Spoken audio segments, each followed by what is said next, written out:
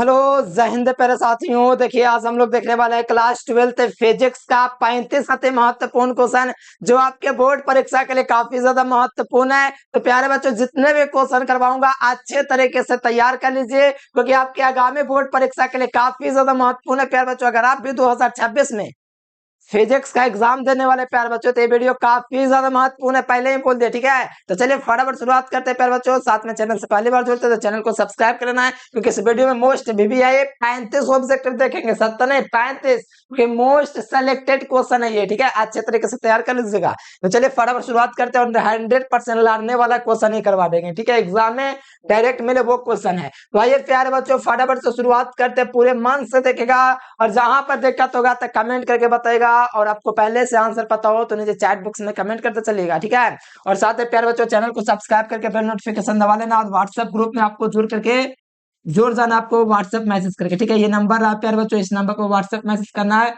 और ग्रुप में आपको जुड़ जाना है। ठीक है, तो चलिए शुरुआत करते प्यारे बच्चों। क्वेश्चन आपके समक्ष दिख रहा होगा, सबको साफ साफ दिख रहा है ना। बस अब देखिए यहाँ पर देख रहा है प्यारे बच्चों, पहला नंबर क्वेश्चन, निम्नलिखित में से कौन से भौतिक राशि सदिश है? Which of the following is the physical quantity is vector form? ठीक है, कौन सी राशि सदिश है तब बताइए। देखिए विद्युत फ्लक्स है मेरे प्यारे बच्चों, यह एक आदेश राशि है। कौन सी राशि है?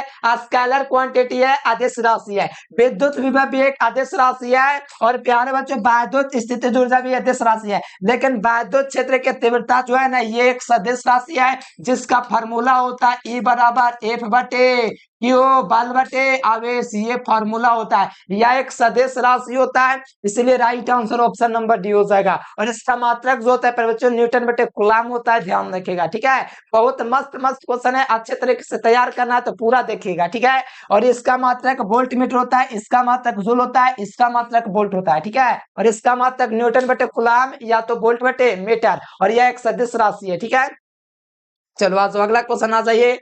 कहा जा रहा है कि दो विद्युत आवेशों के बीच लगने वाले बल को नियंत्रित करने वाले नियम को क्या कहा जाता है? दो स्थिर आवेशों के बीच लगने वाले बल को नियंत्रित करने के लिए जिस नियम का प्रयोग हम लोग करते हैं Q1 Q2 के बीच, उसको हम लोग प्यारे बच्चों पता है क्या बोलते हैं? कूलम का नियम ये बोलते हैं। ठीक है, तो यहाँ से देख लीजिए कूलम का नियम देखिएगा तो ऑप्शन नंबर डी में मिल जाएगा। बहुत ज्यादा इजी क्वेश्चन है। कूलम के नियम का फॉर्मूला याद है कि भुला गए? हाँ, भुला गए, तब बड़ी दिक्कत है। अरे पता रहना चाहिए सारे चीजें तब ना बढ़िया से तैयारी होगा। तो ध्यान रखिएगा, दो स्थिर दो विद्युत आवेशों के बीच लगने वाले बल को नियंत्रित करने वाले नियम को कूलम के नियम से देखा जाता है। ठीक है, तो राइट आंसर डी नंबर। अगला क्वेश्चन है ये प्यार बच्चों, प्रत्येक इकाई आवेश पर लगने वाले बल को क्या कहते हैं? प्रत्येक इकाई आवेश पर प्रत्येक इकाई आवेश पर लगने वाले बल को विद्युत तीव्रता कहते हैं। क्या बोलते हैं? प्रत्येक इकाई आवेश पर, मान लो Q बराबर 1 है तो इस पर जो भी बल लगेगा ना इसके द्वारा, तो इसको बोलते हैं विद्युत तीव्रता। यानी कि प्रत्येक इकाई यानी कि एकांक आवेश पर लगने वाले बल को विद्युत तीव्रता या विद्युत क्षेत्र कहते हैं। Right answer option number C हो जाएगा। कोई दिक्कत वाली बात है बताओ? दिक्कत है एकदम, इतना छोटा छोटा क्वेश्चन है कि क्या ही बताएं। ठीक है, ध्यान रखना। अगला क्वेश्चन देखिए, विद्युत क्षेत्र रेखाओं की जानकारी प्राप्त होती है। तो प्यारे बच्चों विद्युत बल रेखाओं की जो जानकारी प्राप्त होता है क्षेत्र की शक्ति से प्राप्त होता है, दिशा में प्राप्त होता है प्यारे बच्चों आवेश की प्रकृति। यानी विद्युत बल रेखाएं आप लोग देखे होंगे कि विद्युत बल रेखाएं धन मतलब कि विद्युत बल रेखाएं एक दूसरों का कभी नहीं काटते। विद्युत बल रेखाएं हमेशा एक दूसरे के समानांतर होते हैं। विद्युत बल रेखाएं हमेशा लंबाई के दिशा में सिकोड़ने का प्रयास करती है। तो वो सारा जानकारी मिलता है जो ऑप्शन में आपको दिया गया मेरे प्यार बच्चों, क्षेत्र के प्रकृति से लेकर के क्षेत्र के शक्ति तक और आवेश की प्रकृति सारा चीज का जानकारी देता है कौन? विद्युत बल रेखा। Right answer option number D होगा, एकदम मोस्ट पावरफुल क्वेश्चन है, 2023 में आया था। अगला क्वेश्चन आएगा, तो आवेश के रेखीय घनत्व का मात्रक क्या होता है? अरे भैया आपसे पूछा जा रहा है, हमसे नहीं। देखिए कैसे बनाना है। आवेश के रेखीय घनत्व को लेमडा बराबर Q बटा L फार्मूला बोलते हैं। आवेश के पृष्ठ घनत्व का मात्रक क्या होता है? सिग्मा बराबर Q बटे V होता है, Q बटे A होता है। आवेश के आयतन घनत्व का फार्मूला Q बटे क्या होता है? V होता है। ठीक है, तो ध्यान दीजिएगा यहाँ पे आवेश के रेखीय घनत्व का मात्रक क्या हो जाएगा? कूलम। इसका जिस आवेश के रेखीय घनत्व का फार्मूला ये है, तो रेखीय घनत्व में आवेश का मात्रक कूलम हो जाएगा, लंबाई का मात्रक मीटर हो जाएगा। तो कूलम प्रति metre is the unit of क्या प्यार बच्चों? Linear charge density. ठीक है, यानी कि आवेश के रेखीय घनत्व का मात्रा क्या होता है, तो कूलाम बटे मीटर। आवेश के पृष्ठ घनत्व का पूछेगा तो आवेश के मात्रक कूलाम, क्षेत्रफल के मात्रक मीटर स्क्वायर, तो कूलाम प्रति मीटर स्क्वायर हो जाएगा। अगर आवेश के आयतन घनत्व का मात्रक पूछेगा तो आवेश का मात्रक कूलाम और आयतन का मात्रक मीटर क्यूब, इनके कूलाम प्रति मीटर क्यूब हो जाएगा जब आवेश के आयतन घनत्व की बात करेगा तब। लेकिन हमसे पूछा गया आवेश का रेखीय घनत्व भैया, तो right answer option number 1 coulomb metre, ठीक है। और यह एक अदिश राशि है। मजा आएगा प्यारे बच्चों, टेंशन नहीं लीजिए। आवेशित संधारित्र पर दोस्तों कुल आवेश कितना होता है, तो प्यारे बच्चों यहाँ पर आवेशित संधारित्र पर जो कुल आवेश होता है वो 0 होता है। कितना होता है, 0 होता है। Right answer option number A हो जाएगा, ध्यान रखिएगा, ठीक है। पेको फेराइट किसका मात्रक बताओ, पेको की बात आएगा तो आपको ध्यान रखना है 10 की घात -12। तो बताओ प्यारे बच्चों, वो तो मान हमसे नहीं पूछा जा रहा, फिर पिको फेराइट किसका मात्रक है, तो आपको पता होना चाहिए प्यारे बच्चों, pico farad is the unit of धारिता एंड आवेश, ठीक है। तो प्यारे बच्चों पिको फेराइट जो होता है सबसे यहाँ पर आपका प्यारे बच्चों हो जाएगा किसका, विद्युत धारिता का मात्रक, ठीक है। विद्युत देखो वैद्युत आवेश का मात्रक फेराइट होता है, धारिता का मात्रक होता है। बुक में अगर देखें तो क्या आंसर दे रहा है, एक बार मैं आपको देख के बता देता हूँ, क्योंकि बुक में भी आपका बहुत सारा टूट रहता है, तो ये सब कंफ्यूजन नहीं करना है क्वेश्चन में, ठीक है। चलो ये आपका प्यार बच्चों आपका पहला चैप्टर का क्वेश्चन है, ठीक है। चलो इसमें तो ठीक से नहीं मिल रहा है, बहुत खोजना पड़ेगा तभी मिलेगा। फिर भी आप लोग ध्यान रखिएगा, यहाँ से मात्रक आपको विद्युत धारिता लेके ही चलना है पिको फेराइट का, ठीक है, कोई दिक्कत नहीं है। अगला देख लीजिए, संधारित्र के धारिता का मात्रक क्या होता है, तो संधारित्र के धारिता का मात्रक फेराइट होता है। क्या चीज होता है, सॉरी धारिता का मात्रक नहीं पूछा जा रहा है, फार्मूला पता है ना आपको क्या होता है, ए ई एप्सिलॉन नॉट बटा में डी, ये फार्मूला होता है प्यार बच्चों किसके, संधारित्र के धारिता के लिए, तो ये फार्मूला होता है। तो यहाँ पर प्लेट का क्षेत्रफल पर प्लेटों की आकृति पर निर्भर करता है कि नहीं करता है, प्लेटों की आकृति आपका प्यार बच्चों क्या दर्शाएगा, तो ए एरिया दिखा देगा, प्लेटों का आकार भी एरिया ही दिखा देगा, प्लेट के बीच का अंतराल डी दिखा देगा। आप बताओ यहाँ पर आकृति पर यानी क्षेत्रफल पर निर्भर करेगा। आवेश इसमें कहीं पर दिख रहा है आपको, आवेश कहीं पर यहाँ पर आपको दिख रहा है, बताओ नहीं दिख रहा है, तो आवेश पर निर्भर नहीं करेगा, प्लेट के आवेश पर निर्भर नहीं करेगा, इसीलिए right answer option number D हो जाएगा। यानी कि संधारित्र की धारिता निर्भर नहीं करती है, तो प्लेटों के आवेश पर निर्भर नहीं करती है, ठीक है, ऑप्शन सी, ठीक है। फास्ट ले जाना पड़ेगा। ए समय तथा आई धारा के लिए दोस्तों, आर प्रतिरोध के लिए दोस्तों फार्मूला क्या होता है, तो आपको याद रखना आई स्क्वायर आर टी फार्मूला होता है, थोड़ा आपको ध्यान रखना है, 2021 में आया हुआ था।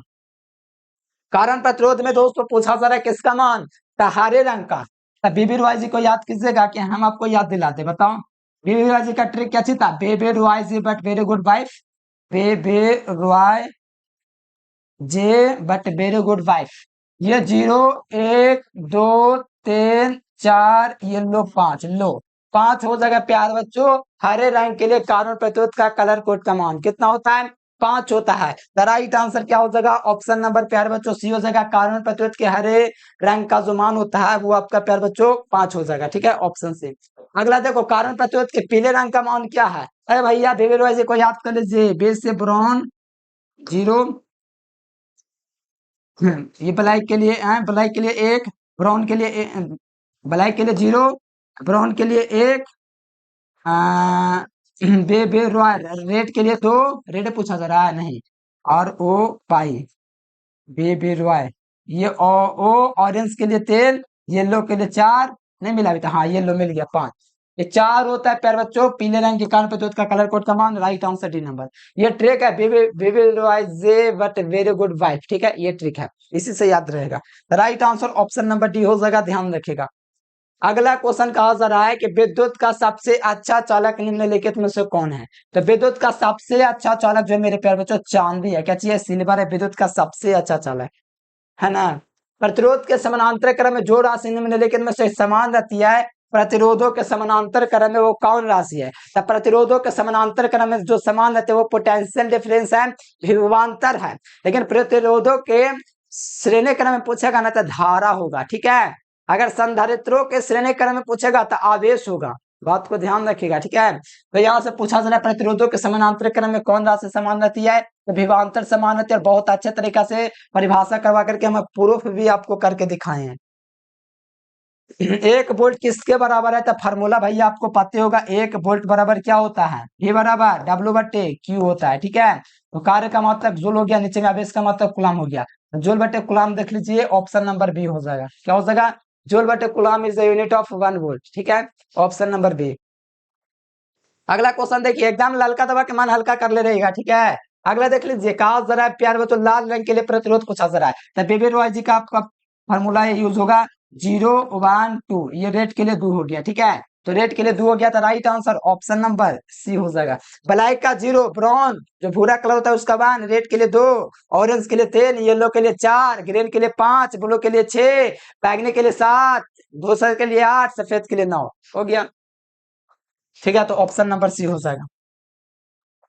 अगला क्वेश्चन का आंसर, जब किसी एमीटर को शंट किया जाता है तो उसकी माप सीमा बढ़ जाएगी, लेकिन क्वेश्चन ध्यान से देखिए, उसका प्रतिरोध घट जाएगा, ठीक है। जब किसी एमीटर को शंट करेंगे तो उसकी माप सीमा बढ़ जाएगा, लेकिन प्रतिरोध पूछेगा भाई तो आंख मूंद के लगा, वो घटेगा। क्योंकि जब किसी एमीटर को शंट करेंगे तो उसकी माप सीमा बढ़ जाएगी, लेकिन प्रतिरोध घट जाएगा, ऑप्शन बी। कंफ्यूज नहीं कीजिएगा, बता दिए, कंफ्यूज नहीं करना अगला वर्ष से। चार कोने गैल्वेनोमीटर में प्राप्त धारा समानुपाती होता है। चार कोने में प्रवाहित धारा जो होता है दोस्तों समानुपाती ठिकता होता है, पढ़ा चुके बहुत अच्छे तरीके से चौथा चैप्टर में। तब विक्षेप के समानुपाती ठिकता होगा, कहां से लिखा है? देखो यहाँ पे दिया है ठिकता सिलेक्शन, ठीक है, विक्षेप। चार कोने में गैल्वेनोमीटर प्रवाहित धारा जो है प्यार बच्चों, वो विक्षेप के समानुपाती होता है। Right answer A will be correct. अगला क्वेश्चन आइए प्यार बच्चों, अगला क्वेश्चन कहा जा रहा है, गैल्वेनोमीटर को ए मीटर में बदलने में जोड़ा जाता है। तो गैल्वेनोमीटर को ए मीटर में दोस्तों रूपांतरित करने के लिए समानांतर क्रम में निम्न प्रतिरोध बढ़ते हैं। शंट का परिभाषा कमेंट कर दो, नहीं आया परिभाषा, कल आओगे कोचिंग, हमको याद है, फिर देंगे, ठीक है। शंट का परिभाषा हर एक स्टूडेंट लिख देगा, और नहीं लिखने का मतलब आपको याद ही नहीं है। कितना पढ़ा देंगे हम आपको, फायदा हो ही नहीं रहा है जब तक खुद से मेहनत नहीं कीजिएगा। तब ऑप्शन ए हो जाएगा। चलो, पृथ्वी के चुंबकीय ध्रुव पर नमन कोण का मान 90 डिग्री और विषुवत रेखा पर भैया 0 होता है, ठीक है। पृथ्वी के चुंबकीय ध्रुव पर नमन कोण का मान 90 डिग्री और विषुवत रेखा पर 0, ठीक है, ध्यान रखिएगा। तो राइट आंसर ऑप्शन बी हो जाएगा। देख लो, 2 बार पूछा गया है। निर्वात की चुंबकीय प्रवृत्ति कितना होता है भैया? ध्यान रखना, निर्वात की चुंबकीय प्रवृत्ति 0 होती है, ठीक है। अगर अनुचुंबकीय पदार्थ के चुंबकीय प्रवृत्ति पूछेगा तो स्थिर होगा, ध्यान रखेगा। अनुचुंबकीय पदार्थ के चुंबकीय प्रवृत्ति स्थिर, लेकिन निर्वात की चुंबकीय प्रवृत्ति 0, ऑप्शन डी। हाँ, बहुत आसान आसान क्वेश्चन आ गया ना। चुंबकशीलता, चुंबकशीलता के लिए फॉर्मूला क्या होता है? मोस्ट भी है ना क्वेश्चन, इसलिए देखो, म्यू बराबर बी बटे एच होता है, पता है ना। बी का मतलब चुंबकीय क्षेत्र बटे में चुंबकीय तीव्रता, चुंबकीय प्रेरण बटे चुंबकीय तीव्रता, चुंबकीय प्रेरण बटे चुंबकीय तीव्रता के अनुपात को चुंबकशीलता म्यू कहते हैं। और इसका मात्रक हेनरी बटा मीटर भी होता है। तो म्यू, ये म्यू लिखा गया, ठीक है, म्यू होगा। म्यू बराबर बी बटे एच होता है, म्यू ऐसे होता है, ठीक है। राइट आंसर बी नंबर होगा, ध्यान रखना। अगला देख लीजिए प्यार बच्चों, अगला कहा जा रहा है कि नमन कोण का मान उत्तरी ध्रुव से विषुवत रेखा की ओर जाने पर क्या होता है? नमन कोण का मान उत्तरी ध्रुव से विषुवत रेखा की ओर जाने पर प्यार बच्चों क्या होता है? याद है आप लोग को? नमन कोण का मान उत्तरी ध्रुव से विषुवत रेखा की ओर जाने पर प्यार बच्चों यहाँ पर आपका घट जाता है इसका मान। तो यहाँ पर देख लीजिए, ऑप्शन नंबर सी हो जाएगा। नमन कोण का मान उत्तरी ध्रुव से विषुवत रेखा की ओर जाने पर घटेगा, ऑप्शन सी हो जाएगा भैया, ठीक है। लोहा होता है, लोहा, निकेल, कोबाल्ट, सैथिल, डोमेन, ये सब लौह चुंबकीय पदार्थ है, ठीक है। कौन सा पदार्थ है? लौह चुंबकीय पदार्थ है। लोहा, निकेल, कोबाल्ट, सैथिल, C6H6, बेंजेन, जाल, और आपका दोस्तों ओजोन, ये तीनों आपका प्रतिचुंबकीय है, ठीक है। और अनुचुंबकीय बस कुछ नहीं, उतना होता है, बस ध्यान रखो, इतना ध्यान रखिएगा। कोई रोकेगा आपको? बताइए तो। नहीं। लोहा, निकेल, कोबाल्ट, सैथिल लौह चुंबकीय, बाकी देख लिए आप लोग। बाटहीन धारा के लिए शक्ति गुणांक कितना होता है भैया? अरे बाटहीन धारा, बाटहीन धारा उस धारा प्रवाहित को कहते हैं जिसमें धारा प्रवाहित करने पर कोई ऊर्जा शक्ति का हानि नहीं होता है। और बाटहीन धारा के लिए दोस्तों पूछा जा रहा है शक्ति गुणांक, और शक्ति गुणांक का फॉर्मूला होता है cos फाइव बराबर R बटे जेड, अर्थात माध्य शक्ति बटा में आभासी माध्य शक्ति। सब लोग देखता है कहता है कि बड़े तेजी से पढ़ाते हैं, कमेंट करके बताते बड़े तेजी पढ़ाते हैं। ऊपर में है अर्थात माध्य शक्ति बटा में आभासी माध्य शक्ति, ठीक है। तो यहाँ पर शक्ति गुणांक का फॉर्मूला, अच्छा, तो इसका बाटहीन धारा के लिए शक्ति गुणांक जो होता है 0 हो जाता है। कितना हो जाता है? 0। देखो जीरो किसका किसका शक्ति गुणांक जीरो होता है, सिर्फ प्रतिरोध का 1 होता है, ठीक है, और अनुनाद की स्थिति में 1 होता है, बाकी सबका जीरो होता है। संधारित्र का शक्ति गुणांक जीरो, विद्युत धारिता का शक्ति गुणांक जीरो, चौक कुंडली का शक्ति गुणांक जीरो, बाटेहीन धारा का शक्ति गुणांक जीरो, खाली प्रतिरोध का 1 होता है और अनुनाद की स्थिति में भी 1 होता है, बस 2 जमा। अगला याद रखना, अगला देखो बड़े धीमा लगता चल रहे हैं ना। प्रेरक प्रतिघात का मात्रा क्या होता है, ओम होता है, ठीक है। प्रेरक प्रतिघात का फॉर्मूला एक्सल बराबर ओमेगा एल होता है, ठीक है, ये भी याद रखिएगा, ठीक है, ये फॉर्मूला होता है। जूल तो कार्य का होता है, ओम मीटर तो प्रतिरोधकता का, कूलम आवेश का। अगला क्वेश्चन आएगा प्यारे बच्चों, एलसीआर परिपथ में ऊर्जा का जो क्षय होता है प्रतिरोधक के रूप में होता है। जो एलसीआर परिपथ है मेरे प्यारे बच्चों, एलसीआर परिपथ का मतलब समझते हैं। एलसीआर परिपथ बहुत बढ़िया से पढ़ाना किया, बहुत मजा आया था इस चैप्टर पढ़ाने, एकदम मजा आ गया था चैप्टर पढ़ाने साथ में, क्या बता रहे हैं, ठीक है। तो याद रखिएगा कि एलसीआर परिपथ में ऊर्जा का क्षय होता है तो प्रतिरोधक के रूप में, ऑप्शन नंबर ए। अगला देखिएगा प्रतिवर्ती धारा परिपथ में शक्ति व्यय होता है तो प्रतिरोध के रूप में केवल होता है। ये सब जो है ना मेरे प्यारे बच्चों, क्या बताऊं, अरे 7वां चैप्टर से एकदम सेम टू सेम क्वेश्चन आ गया था 2024 में, इसीलिए तो 65% लड़ गया था, ठीक है, इसीलिए बोलते हैं मेहनत कर लो गर्दा उड़ा दोगे। धारतीय प्रतिघात का मतलब जानते हो ना क्या होता है, ओम होता है, और धारतीय प्रतिघात एक्सी होता है, एक्सी बराबर 1/ओमेगा सी होता है। कुछ मेरे प्यारे स्टूडेंट ऐसे होंगे जो बहुत दूर से बिलोंग करते होंगे और उनके ऑफलाइन कोचिंग में सिलेबस समाप्त ही नहीं होगा, या तो छठा चैप्टर, 5वां चैप्टर, चौथा चैप्टर, 8वां चैप्टर, 9वां चैप्टर, 10वां चैप्टर चल रहा होगा, सिलेबस ही नहीं अभी तक खत्म होगा, उसको क्या ही पता होगा धारतीय प्रतिघात। तो मैं बता देता हूँ, किसी प्रतिवर्ती धारा स्रोत में धारिता के द्वारा लगाया गया अवरोध धारतीय प्रतिघात कहलाता है। इसका मात्रक ओम होता है, जिसका फॉर्मूला एक्सी बराबर 1/ओमेगा सी होता है। ओमेगा का मान रखेगा तो 1/2 पाई एफ सी भी निकल जाएगा, ठीक है, बस। और कुछ क्या बोल सकते हैं, ऑप्शन नंबर डी हो जाएगा राइट आंसर। अगला देख लीजिए, प्रेरक प्रतिघात का मात्रक जो होता है बच्चों ओम होता है, इसका फॉर्मूला होता है एक्सल बराबर ओमेगा एल, तो ऑप्शन नंबर ए इसका राइट आंसर हो जाएगा, ठीक है, बड़े आसान है ना। अगला क्वेश्चन, हमको भूख भी लग गया, चलिए क्या में क्वेश्चन है, देखिए प्रकाश विद्युत प्रभाव में प्रकाश को क्या माना जाता है, पता हो, प्रकाश विद्युत प्रभाव में प्रकाश को कण माना जाता है। अगर कण नहीं मानेंगे तो प्रकाश विद्युत प्रभाव की व्याख्या नहीं हो पाएगी। और प्रकाश विद्युत प्रभाव कहता है जब किसी धातु सतह पर प्रकाश पड़ता है तो धातु सतह से प्रकाश इलेक्ट्रॉनों का उत्सर्जन होने लगता है, और इस घटना को प्रकाश विद्युत प्रभाव कहते हैं। तो देख लीजिए, इसको कण मानेंगे तभी ये संभव हो पाएगा। अगला देख लीजिए, भारतीय प्रतिघात का मात्रक ओम होगा, पेनिक प्रतिघात का मात्रक ओम होगा, प्रतिरोध का मात्रक ओम होगा, प्रतिघात का मात्रक ओम होगा, एपेंडेंस का मात्रक ओम होगा, रिएक्टेंस का मात्रक ओम होगा, रेजिस्टेंस का मात्रक ओम होगा, हर तरह से ओम होगा। अगला देख लीजिए, संधारित्र का शक्ति गुणांक हम बता दिए तो जीरो होता है, ठीक है। प्रतिरोध का सिर्फ 1 होता है, बस यही बोले थे। प्रतिबाधा का मात्रक ओम हो जाएगा, तो ऑप्शन नंबर ए हो जाएगा।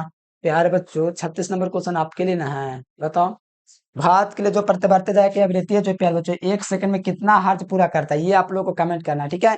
ये क्वेश्चन होमवर्क का क्वेश्चन है, कमेंट करके बताइए, और कमेंट करके बताओ कि वीडियो आपको कैसा लगा, ठीक है। नोट्स तैयारी लेकर के करना चाहते प्यारे बच्चों, नंबर आपको दिख रहा है, इस नंबर पर कांटेक्ट कर लीजिएगा, ठीक है। तो चलो प्यारे बच्चों, आज के लिए फिलहाल इतना है। Thanks for watching this video. जय हिंद, वंदे मातरम।